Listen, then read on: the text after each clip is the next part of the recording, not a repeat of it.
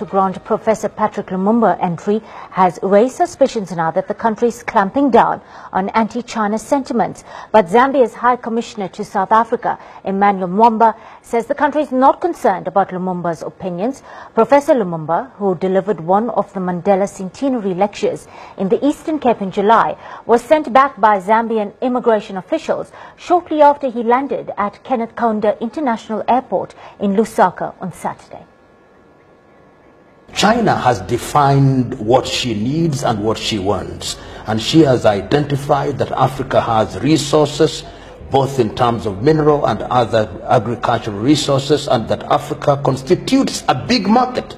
I can tell you that China is now exporting fish to Africa, exporting electronic material to Africa, exporting raw material, not raw material, but textile material to Africa. The question is, what is Africa exporting to China beyond primary products?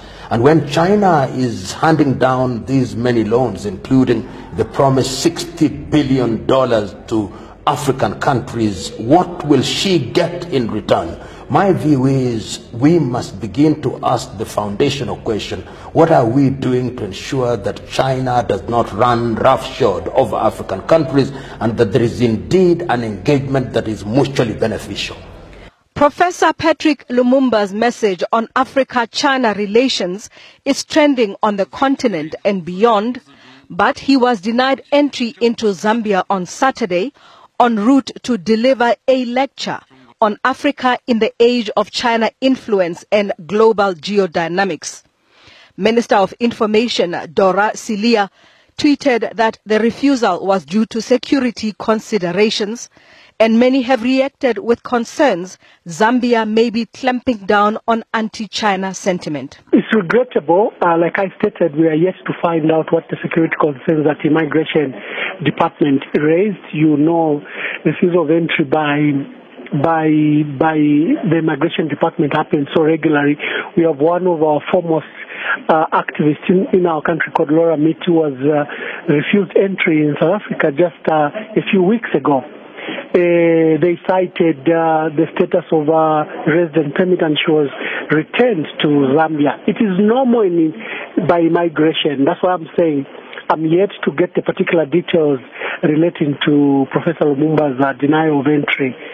But that it can influence discussion in our country, or that we are afraid of his opinions, or that, no, that's not a matter that we get concerned about. That will encourage the organizers to, I think, approach government and ensure that Professor Lumumba comes and speaks to the forum that they had invited him for, as soon as we clear whatever is could have led to the denial of entry into our country. Recent media reports painted a Zambia under siege from China for defaulting on its loan payments, but the country has denied that it is failing to pay or that its assets, including its power utility, are being taken over by China. Ambassador Mwamba says the country will issue full details of its reasons on Monday. Ntakwana Ngatani, SABC News, Johannesburg.